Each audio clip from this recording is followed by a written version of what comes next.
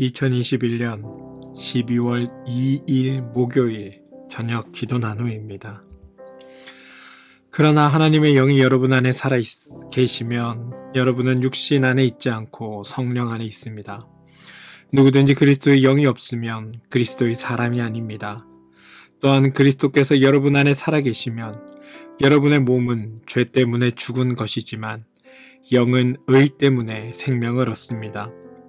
예수를 죽은 사람들 가운데 살리신 분의 영이 여러분 안에 살아 계시면 그리스도를 죽은 사람들 가운데서 살리신 분께서 여러분 안에 계신 자기의 영으로 여러분의 죽을 몸도 살리실 것입니다.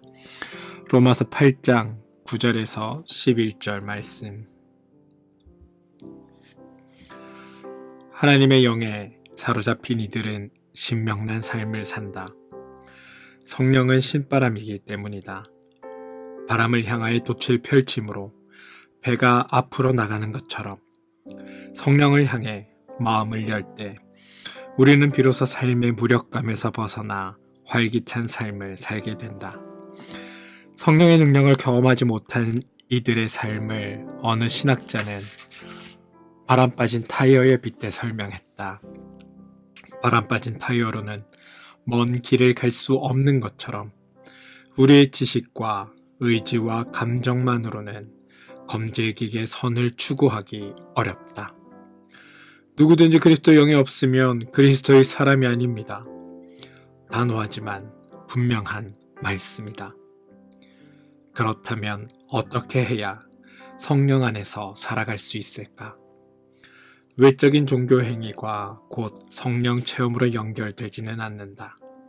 관습적인 신앙생활에 빠진 이들은 오히려 성령을 소멸시킬 때가 많으니 말이다. 물론 성령은 인간의 노력으로 체험할 수 있는 것은 아니다. 성령은 자유롭게 부는 바람과 같아서 누구도 제어하거나 강제할 수 없다. 성령 안에서 살기를 원하는 이들에게 꼭 필요한 것이 있다. 예수를 닮고 싶어 하는 갈망이다. 이런 갈망이 우리에게 있는가? 정말 그리스도를 닮은 각오가 되어 있는가? 우리 신앙생활이 맥이 없고 또 지지부진을 면치 못하는 까닭은 진실한 갈망이 없기 때문이다. 우리 안에 성령이 역사하고 있음을 어떻게 알 수 있을까? 성령께서 하시는 일이 우리 가운데서도 나타나고 있는가를 보면 된다. 성령은 어둠과 혼돈을 없애주신다. 어둡던 방에 불이 밝혀지면 어둠이 사라지면서 눈에 보이지 않는 것들이 눈에 들어오기 시작한다. 우리 마음은 온통 사로잡고 놓아주지 않던 것들이 그렇게 중요한 것이 아님을 알게 되고 오히려 보잘것없다고 생각했던 것들이 소중한 것임을 분별하게 된다.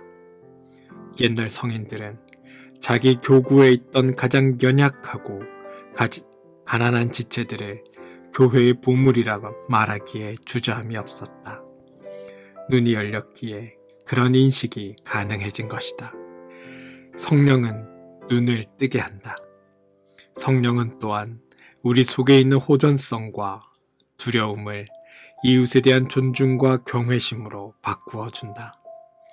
눈을 뜬 사람들은 다른 이들에게서 하나님의 형상을 보기에 그들을 함부로 대하지 않는다.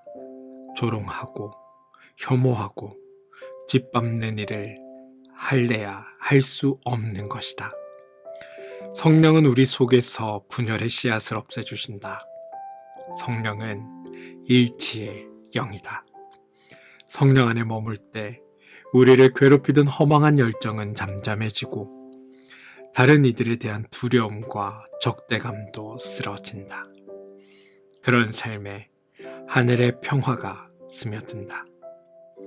그 평화를 누리는 이들은 과거에 대한 미련과 미래에 대한 두려움에 사로잡히지 않는다. 오직 현재를 충만히 살 뿐이다. 오늘의 기도. 하나님, 생기 충만한 사람을 만나면 저절로 입가에 미소가 번집니다. 세상 본내를 알지 못하는 것 같은 아기들의 천진한 미소는 우리 마음에 드리운 시름을 지우는 지우개입니다. 세상 사람들이 하나님을 믿는 이들에게 기대하는 바도 그런 것이 아닐까요?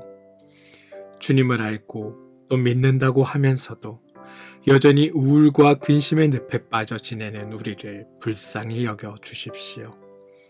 주님의 마음을 우리 속에 일으켜 주십시오. 하늘 바람 타고 신명나게 살고 싶습니다. 성령이여, 우리 가운데 임하십시오.